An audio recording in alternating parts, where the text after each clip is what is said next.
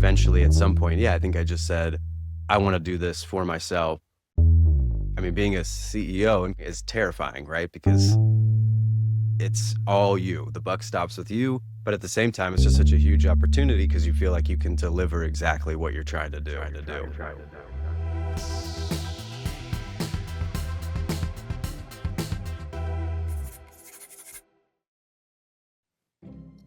And today's episode, you're going to learn as much as I learned from amazing CEO, Daniel Rosenberg, who has built out Compass Pain and Wellness, now multiple locations, and is going to continue to expand it. What's so cool about what Daniel has created is he's the entrepreneur that came from the outside. He didn't understand anything to do with healthcare. And then little by little, just by pressing on things and learning more and more and more, found opportunities that not only helped patient care, but really helped his business continue to kind of grow and scale. We're going to learn lessons of, leadership and culture, challenges that, he had to overcome, and ultimately where he is with his business within a healthcare marketplace that is constantly being disrupted and how he's going to ultimately grow it. So you're going to definitely enjoy this episode. Listen all the way through because we have some good conversations towards the end, and please enjoy. Well, welcome to Biz Underdog. I'm your host, Eric Remer, and today I have a guest, Daniel Rosenberg, who's CEO of Compass Pain and Wellness, and super excited to talk to Daniel today. I'm just getting to know him, but I've learned about his story, and I think it's really three main things I'm super excited to get across. Number one, how Daniel has reimagined healthcare, really focused on empathy and innovation within the area that he's focused on. Secondly, Daniel had no background in healthcare and how he went from kind of really being an outsider to creating a cutting edge, wellness center that is helping hundreds and thousands of patients and has a chance to expand even further. And then lastly, learn from all of the insights and lessons that Daniel's had, specifically on leadership, patient advocacy, and some of the entrepreneurial kind of just lessons that he's learned that would benefit to myself and everybody else. So with that, welcome, Daniel. Hey, thanks so much for having me. I appreciate it. Somewhat aspirational introduction, but I hope I live up to all those things with Compass. No, you have, and as you and I talked about prior, this is why I started Business Underdog, to talk to people like you that are doing really cool stuff, that are making really, real valuable contributions to their communities, the people they're serving. And so I feel very fortunate to have you on today. And I think to kick it off, it'd be really awesome to get your story, the background of why you did what you did, why you even created Compass, and just some of the inspiration behind it would be a great way to kick this off. Yeah. I love this podcast. I listened to a bunch of episodes before we, when you invited me on, wanted to get the background and everything. And I love the framework. And right before we started, you said something great, which was, people should listen to podcasts whether they're running, whatever, a multi-million-dollar company with all these employees and locations, or whether they're a plumber with 2 trucks. And my first, business, real business I tried to run was a carpet cleaning company. And we got up to 2 trucks, and I thought, this is unbelievable. And I wish I had something like this to listen to, candidly, because there wasn't a lot of relatable advice, and I was winging it, and I for sure made a lot more mistakes than successes. That's awesome. So this has gone better than that. But we did well. We cleaned some carpets. But yeah, I always say I'm the black sheep of my family that didn't go to med school. My father was a pain physician.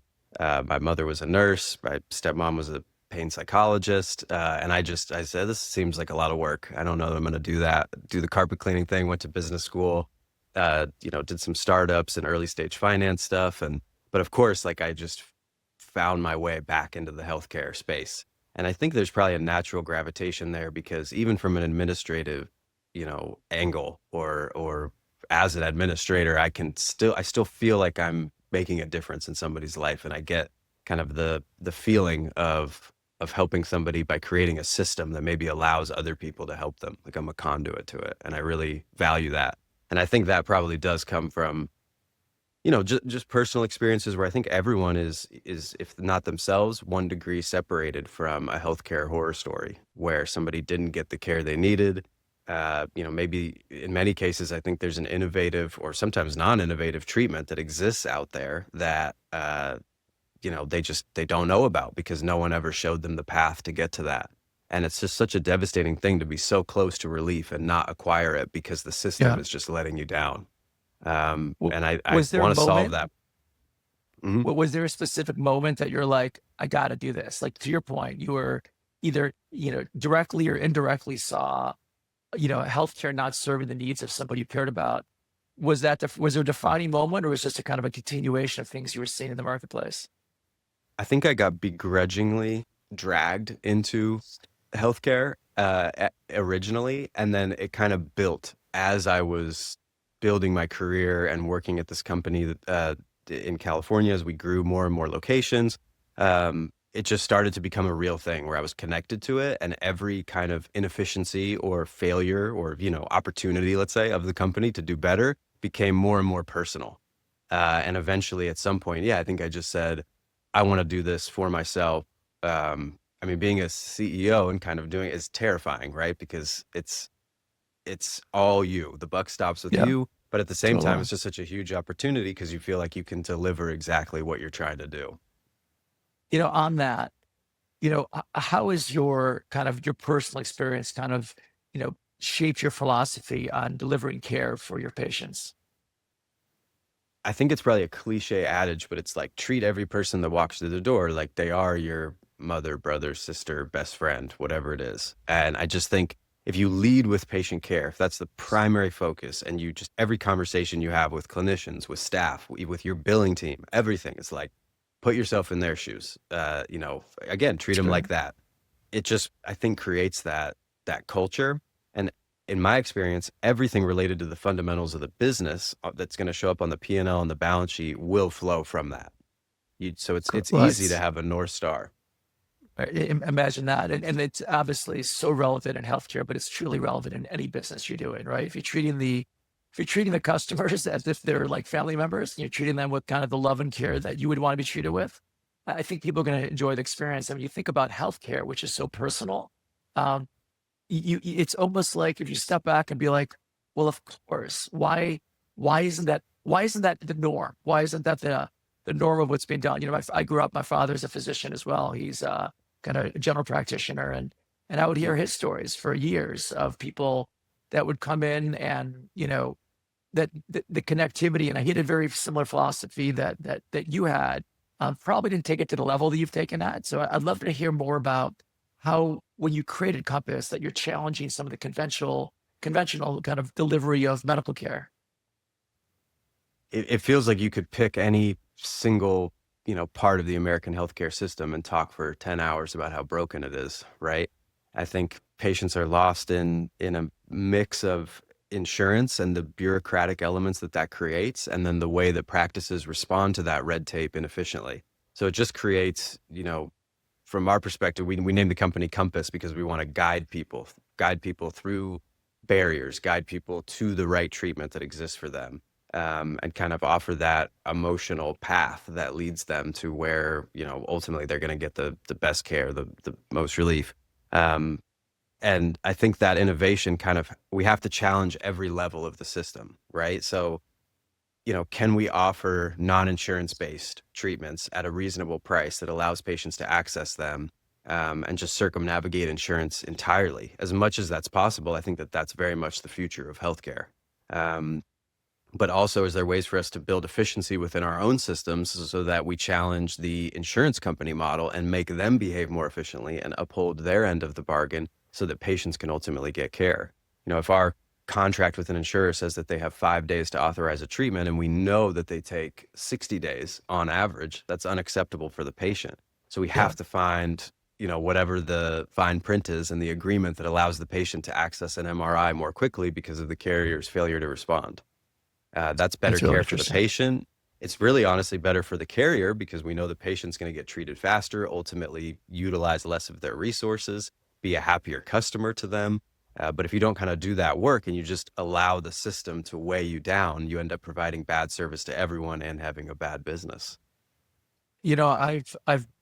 I've been through my own kind of physical journey, and when I was learning about your organization, I saw all the different modalities that you guys work with. I'd love to understand kind of the disciplinary, multimodality kind of mindset of even Eastern, Western kind of, mindsets of how you heal pain and how you bring those together in a way that the patient's getting the best care possible, where it's not one size fits all, but the variety of different things that could actually create the right solution and how you bring those all together.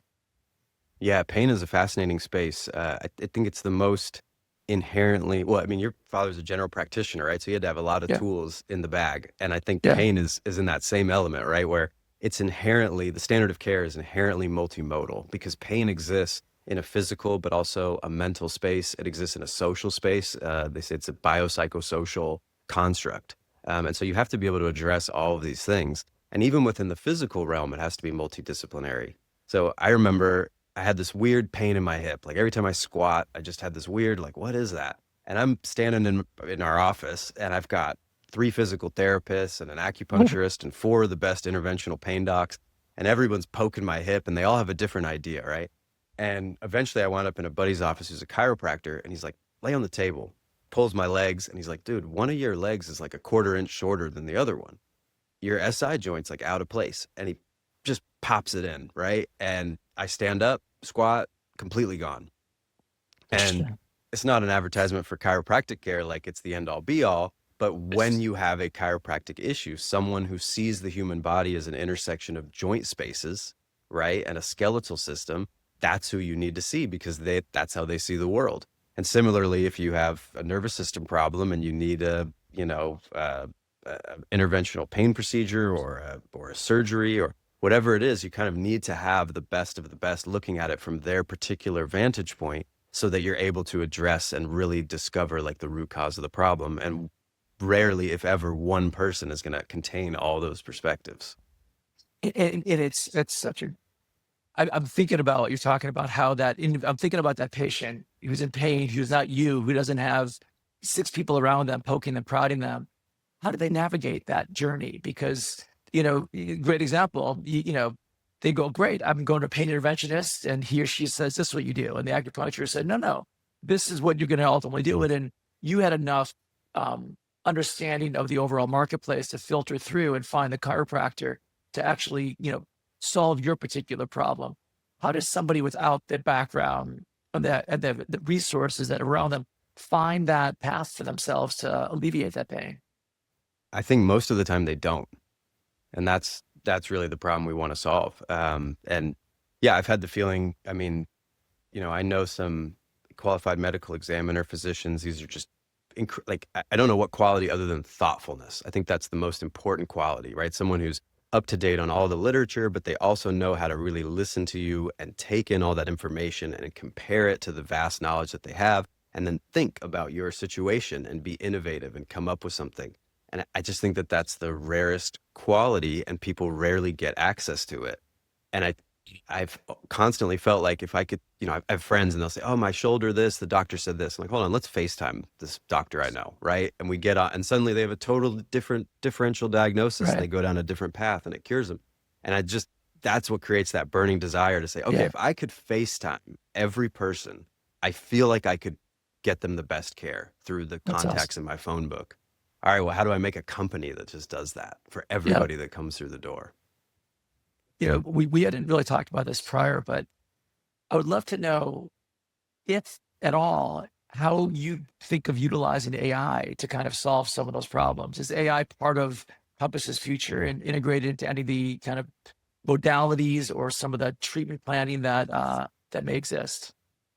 Yeah, that's an awesome question. AI is something that I mean, it comes up in every meeting, basically. Every day, every meeting, AI is a focus. I don't know, it's just continuing to solve more problems in a better way. I don't think it's there to be fully leveraged yet, but it's obviously what's going to be the game changer. And primarily, I view it as an administrative tool, right? Like physicians want to make eye contact and talk to you for an hour in the consult, but then they have to go home and chart that note for an hour in order Yeah. to get reimbursed by the insurance company. Well, if AI can take that off their plate, they can now see another patient in that hour. Yeah. Um, we do a lot of workers' compensation, people who are hurt at work.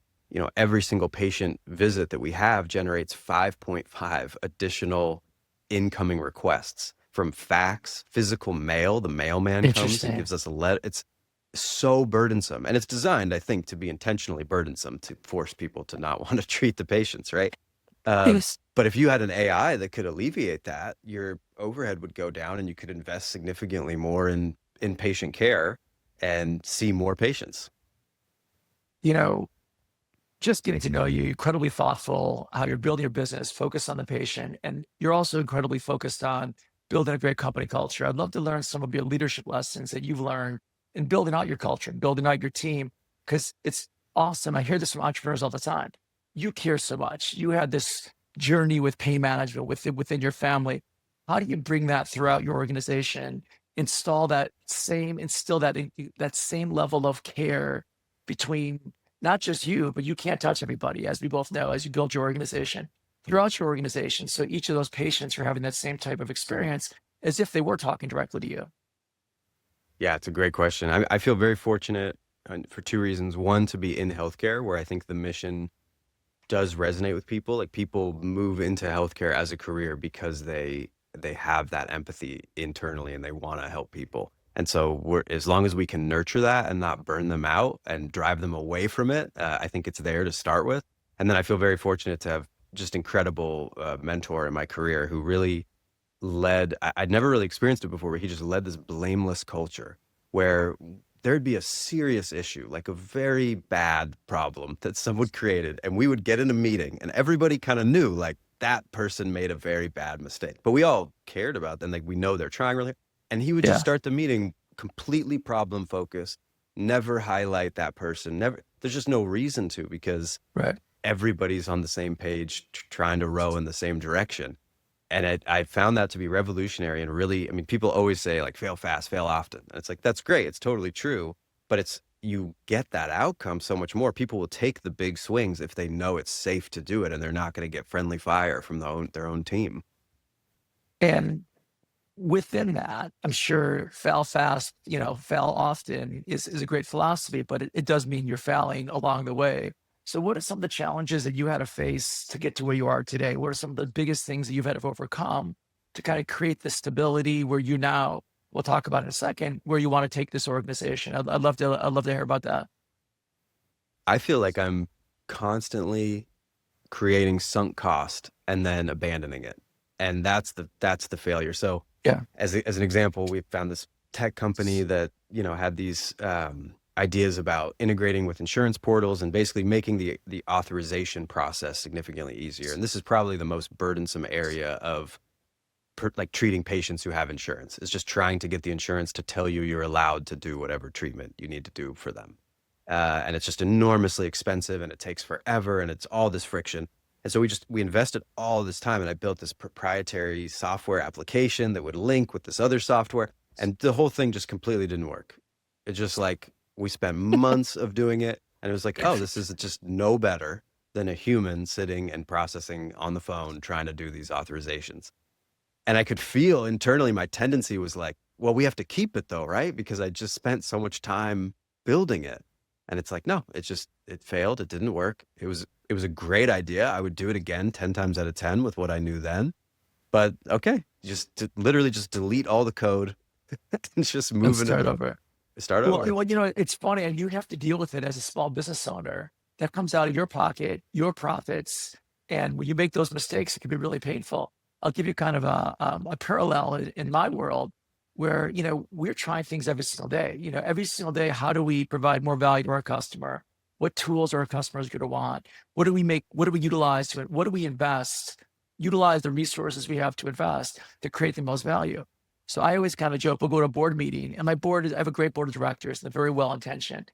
And they'll be like, okay, break down all your investments, show me the ROI in all those investments and why you're going to do them. And we do it, we do the kind of background, and we figure, just like you had an amazing ROI on that product that didn't work. The reality is we don't freaking know. Like, you don't know, which is why you're doing it in the first place. And it often takes those chances. You failed on that one. We haven't talked about the things that have succeeded yet, but you have to do 1, 2, 3, 4 things where actually, if you look back and get a perfect vision of the past, you would say, yeah, those 4 things were a complete waste of time and energy.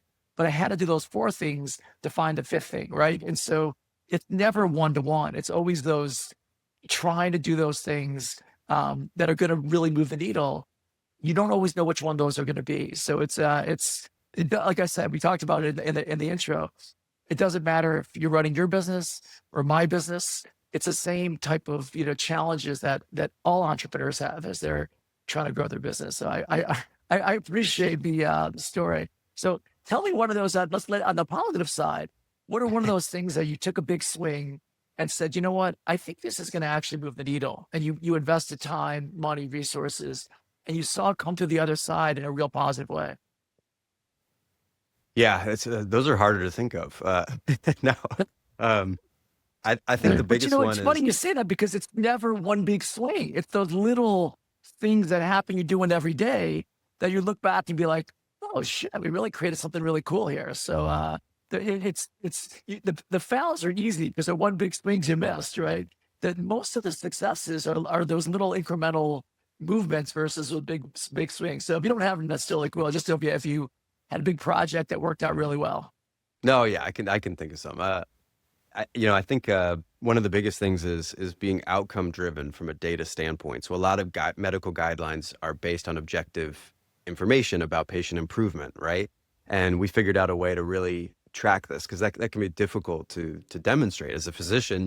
You're having as a patient, you're coming in, you're talking to your doctor, and hey, I'm getting so much better. We should keep doing this treatment. You're like, of course, right? But the insurance company, that's not good enough for them. They need, an objective outcome measure. And so figuring out systems to directly allow patients to communicate uh, how they're getting better and in what specific ways. And so we created an application that kind of messages patients based on their individual diagnosis and gives them these standardized assessments so that they're able to say, here's how I'm doing with activities of daily living.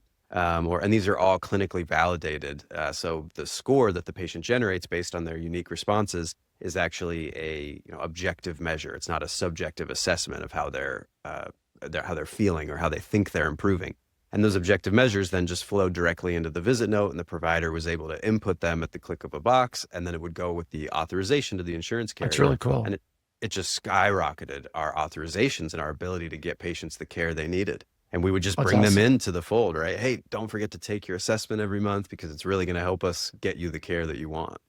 That's awesome. No, that's a great example of that. Speaking of patients and patient care, which how do you balance? You're running a business, a for-profit business that you're trying to make money and support your family. On the flip side, you went into this to truly provide amazing care for patients. How do you balance running that business, generating kind of the growth and the profits you need to continue to be successful, but also keeping care accessible to people that might have less financial resources than other people? It's a big challenge. And it's a big challenge, again, where an insurance carrier might make a decision like, hey, we're just going to cut physical therapy rates by 50%. And we have 300 patients from that carrier who are currently in the middle of physical therapy. And you've suddenly just changed the game where this is not profitable. It's not even break even. You lose money every single time you see one of these patients. And sometimes you eat it because it's the right thing to do to care for the patient, and I just won't accept the role of that being put in that position. But you have to innovate around it and, create financial hardships, create other opportunities to collect from that insurance carrier. We're venturing into the path of functional medicine, which is, all the cool Andrew Huberman biohack, right?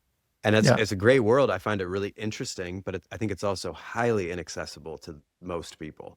Totally. And I don't like that. And, I think we're still in the design stage, but I think we're going to have a scholarship program where for every, That's really cool. X number of applicants or X number of patients we accept, 10% or something is always maintained as a free program.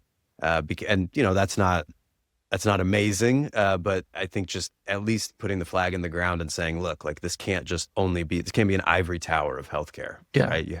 Well, and if you think about like I go to a functional, doctor just like you provide some concierge services, he provides some concierge services. And to your point, it's not accessible. I have, he's given me, peptides and shots, and I'm doing all these things that are very preventative, which if you think about the cost of the healthcare system, my focus, I'm now in my early 50s. I want to stay the heck away from the healthcare system, right? I want to do all the things I could do physically, both, that from food to, movements to ultimately working with functional medical doctors that are giving me things that are going to keep me away. And if you think about the cost on our system, if those modalities that actually get proven scientifically that actually work, not just the stuff that I think are really cool, get pushed down through the system, not only should it be accessible that everyone has better health care, but it should be less costs on the system because the more preventative, the less, chronic diseases that people are dealing with, which, in the industry is weighs down the industry massively. It's those chronic diseases that probably could have been caught and or, mediated at some level prior to getting to that place where it becomes very expensive on the medical system. So yeah, I'm well aware of that world. And do you see that, as you look at kind of the future of where you're going, what are some of the biggest opportunities? Is it creating better systems within your ecosystem to bring that functional medicine down? Is it, expanding the clinics in different directions? I'd love to see kind of, from your perspective, what are the biggest opportunities within the healthcare ecosystem, not even specifically with Compass, just what you see in the healthcare ecosystem that are going to be really big breakthroughs going forward. Yeah, I think you've hit a lot of the nails on the head in this conversation. I think AI is going to be massively disruptive to cost, which should bring care down.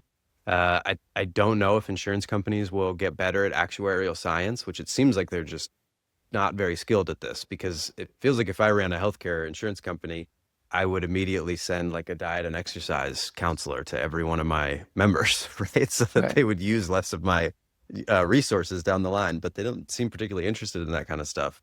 Um, I think that overall as a system, I'd like to see it move more to that concierge model. And I think that that's where it's going. I think retail health, as it's called, is one of the fastest growing segments. I think you look at things like, LASIK surgery or elective surgeries, and they get better, faster, cheaper year over year. And things that stay stuck with a middle person as the payer, like an insurance agent or a network, can get more expensive or just seem arbitrarily costed. And I think there's just a huge opportunity there for patients to start feeling a little more empowered, like consumers, and having options, and yeah, having direct access to care and being more emboldened, less prescriptive. We touched on that earlier with the clinical care, but I think part of that relates to, if you just go in and this is the doctor they told me to go see, and this person's going to have the same opinion as everyone else, and I'm going to follow whatever is said, that's less empowered as a consumer. You would never behave that way trying to buy a TV or a car, right? Right. You Right. understand the nature of the relationship, and that's not really different in healthcare, maybe for better or for worse, but I'd like to lean into the better aspects of it. Yeah. One of the real benefits you get with the direct pay, you're actually paying for the care you're receiving, so you care more about it. I mean, if you think about part of that issue with the healthcare system in general is, I don't know the percentage, but my guess is it's a very, very large percentage of healthcare being paid by people who aren't receiving the healthcare, right? Companies are the biggest provider of healthcare. Corporations, the biggest provider of healthcare in this country. So we pay for healthcare costs, but the people who are receiving the treatment aren't making the checks out to those organizations. So when you have that disconnect, you know, the incentives are so misaligned, and nobody wins. Well, some people may win, but the ultimate patient, and honestly, as you know, with your family, the doctors don't win either. They don't like the system. They don't like being, when my dad, who's older now, he finally retired. At the end of his career, he's like, Eric, I'm a gatekeeper. Like I don't serve my patients anymore. I have to be a gatekeeper of what insurance they're using, who they could potentially see, what they're going to do. Even if I know this may be better for them, it's out of my hands at this point in time. And so it is so interesting when you think about all the, levels that exist that often make things way more complicated when if you went out to your point, you went out to the store and bought a TV that used to be $5,000, but because the competition and because innovation, you could buy that same amazing flat screen TV for $1,000 today. Like that's great for me as a consumer, right? I got a better picture for cheaper dollars, and I'm super happy watching, my football game on Sunday. So it is, we see it in every other aspect of, kind of consumerism, but not in healthcare. So that's really interesting. So when you think about where do you see specifically with Compass? How do you see Compass expanding? How do you see Compass growing over the next, 5+ years? Yeah, I think we're going to grow. We're going to grow in multiple ways. One way is the service line itself. So at each clinic, we want to be, fully multidisciplinary, meaning we have every conservative care modality, PT, acupuncture, chiro, psych, in addition to, interventional pain. We do a lot in the realm of orthobiologics or regenerative medicine. This is a huge area of healthcare Interesting. that's totally underserved. I mean, we're seeing really unbelievable results with, stem cells and platelet-rich plasma and fibrous-rich plasma, fully ruptured tendons that would require massive surgeries and recovery, actually, repairing to the point of no aberrant findings on an MRI a year post. I mean, this is just the science is the anecdotal body of evidence is there and growing, and the science needs to catch up with the studies. We're actually uh, doing a formalized, randomized, placebo-controlled clinical trial right now at one of our offices with intradiscal stem cell injections. So trying to be a leader there to grow that segment. And that's kind of a destination service where for a lot of people, hey, if you can avoid a surgery, like I'll travel somewhere to get that. Um, but once you kind of have each site incubated with the perfect combination of standard of care where every person that walks through the door, you think you're doing everything you can to alleviate their pain and repair their, orthopedic issue or the underlying cause of their pain and not just treat the symptoms, then I think it's about just adding locations and maintaining Yeah. that standard of quality as much as we can. Oh, Daniel, you think about, just on that note specifically. So I think you have two locations right now, and you want to expand beyond that. Every location you start, you're making there's costs. Obviously, there's lease and there's build out, and then you got to put people on staff before a patient walks through the door. Every entrepreneur deals with this when they deal with expansion, right? I'm a HVAC guy and I have two trucks on the road, and I think I have the demand for a third truck. The third truck means I need to hire two more people to manage to be in that truck. So the expenses that are going to go out before I get that revenue in, how do you kind of manage that kind of thought process? Like, well, what is in your mindset to say, I'm going to put these dollars into the ground. I know it's going to be a cost, but here's what gives me confidence that is going to be a payback when there's no guarantee in anything. And it's very risky as a small business owner, entrepreneur. So I'd love to get your thoughts on that. Yeah, doing a de novo practice is a terrifying, it's a terrifying feat. You're just kind of jumping and saying, well, I believe that this area is underserved and it's going to value the service that we're going to provide. We're going to really hope that we get credentialed in these panels, because if we don't, we, can't see patients.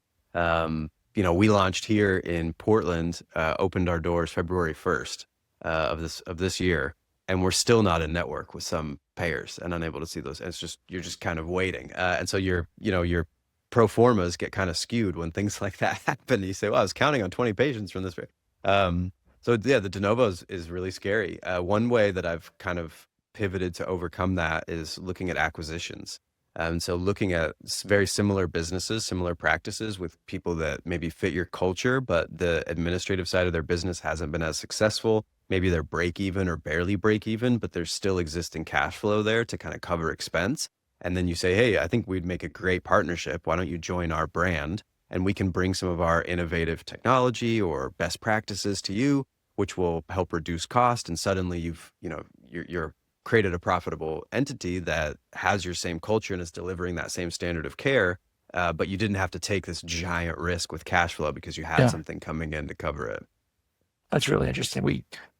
I'd love to talk more about that with you because I think that's super interesting. And as you know, at EverCommerce, we acquired 50 plus companies over the past 8 years. So I have a lot of experience in doing that and going into new markets, utilizing platforms that already existed, and then hopefully take them to the next level and providing even more value. So that's something that I would love to follow up with you on and give you some insights that we learned along the way. Kind of As really you to did close that, up I mean, with acquiring that. that many, as you acquired that many practices, was it hard to keep a cultural center?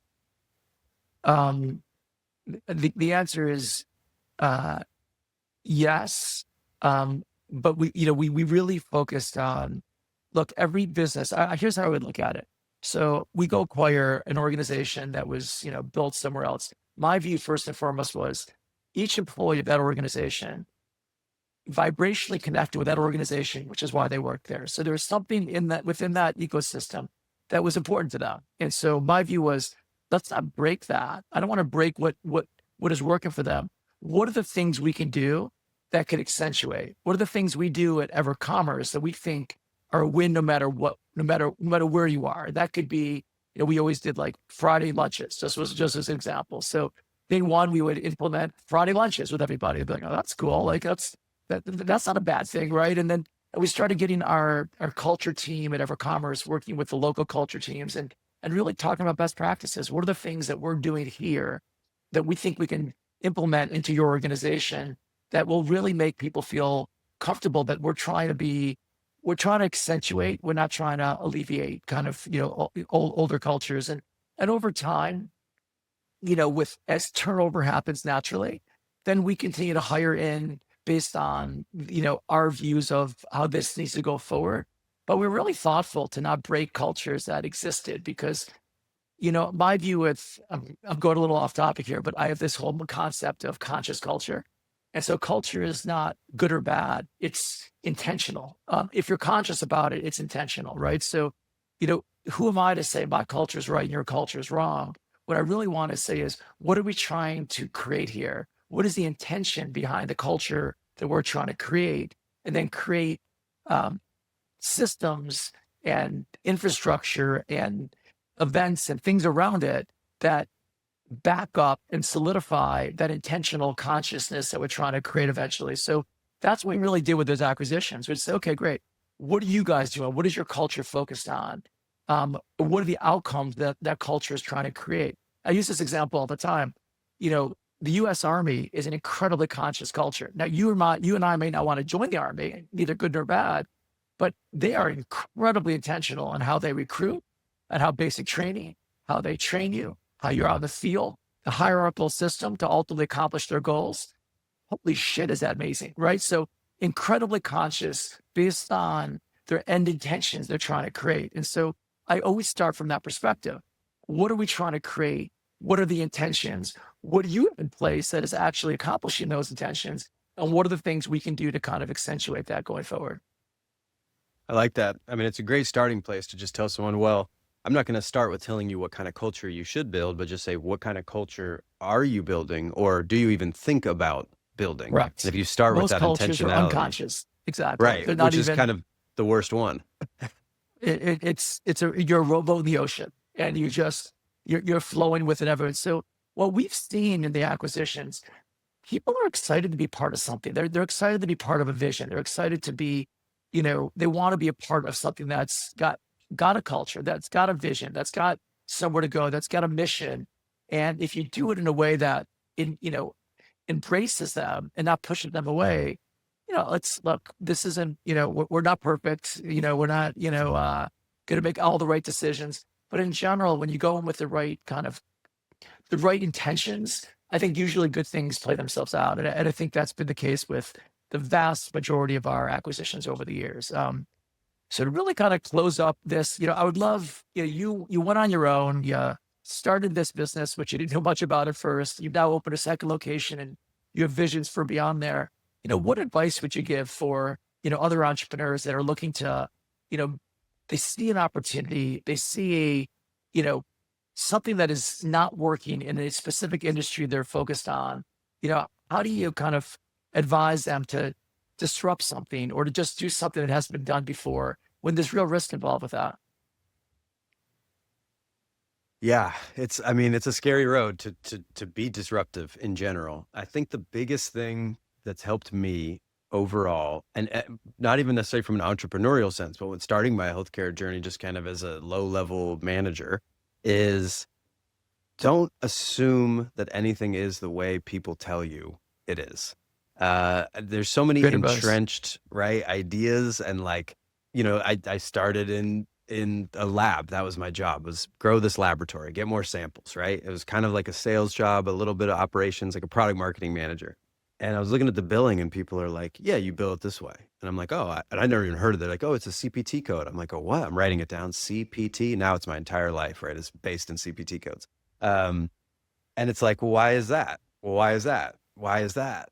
And you can obviously drive yourself crazy with this, but if you kind of start pressing on things, sometimes you find you're in a call with someone who really seemed knowledgeable 5 minutes ago, and suddenly they're like, wow, that's a really good question. I never thought of that. I don't know why we do it that way. Let me get back to you. And before you know it, you found some entirely new inventive way of doing a thing that's like incredibly more profitable or efficient or better for patients or whatever it is. And I've kind of found if you press on everything like that, you find a lot more of those than you think. And I That's really think cool. instilling that curiosity in yourself and in those around you is like the precursor to innovation. And if you want to disrupt something, I think it's like find a pain point and then press on everything around the pain point, and you might find a better way to solve it. It's really, really profound, great advice that is applicable across any industry and what anyone's doing. So that's awesome. Last question, really more for you. I'd love to know about personally what's next for you. You and I talked about you have your own podcast. We may have some boxing fans on listening to this podcast today. So I'd love to learn, share with the audience kind of what you're doing personally, and if tell them where they can find your podcast. Yeah, appreciate the plug. Yeah, if anyone's a boxing fan, that's Boxing Podcast. Whenever I get a little free time, we get on there and try to predict some fights and lose some money on DraftKings. That's my 401k right now. If this compass doesn't work out, I've got that going for me. Yeah, it's tough. I mean, I'm sure you've got a lot going on. I'm sure it's tough to find like balance in your life. How do you draw a line between work and anything you want to do personally? Yeah, well, and kind of wrap this up. When you do things that you're really passionate about, those things start blending together, right? Whether I'm working, I'm working right now, Daniel, technically, but this is fun for me. Like I'm enjoying getting to know you. I'm enjoying this conversation. I'm learning and I'm better for it. So is this work or is this fun? I don't know. I hope we get to talk after this podcast, right? So, when you can do things you're really passionate about, when you do things you really enjoy, those kind of work kind of balance gets blended together, and it allows you to spend more time doing the things you really want to do, which ultimately have more impactful outcomes for your team, in your case, your patients, in my case, often our customers, because you're enjoying it. It's not heavy. It's kind of fun. And it's reality in every industry, whether it's, whether you're a plumber, you're like, well, some people love plumbing. They not love putting a new pipe on, but they may really genuinely enjoy being strategic about how they, fix something, or just being really thoughtful around how they connect the dots to create the most efficient systems out there or solve problems that no one else has actually solved. So when you're engaged and passionate about what you do, those things kind of take care of themselves. So I appreciate that. So listen, Daniel, thank you so much. I can't tell you how much I appreciate your time today, how much I really enjoyed getting to know you and learn about your journey. And I'm excited to watch the future growth of Compass and where you take it, because you and I both know that opportunity and the need for what you're providing is absolutely huge. So how do you do it little by little, then all at once, where more people and more patients get a benefit from the value you're bringing to the communities and ultimately to the healthcare ecosystem?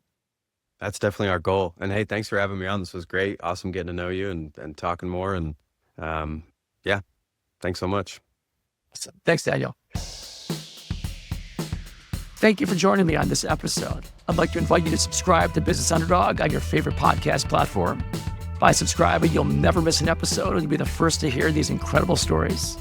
Please be sure to follow us on social and visit our website at businessunderdog.com for episode updates, resources, and more. And thank you for listening today. Until next time, stay inspired, keep pushing forward, and embrace your inner underdog.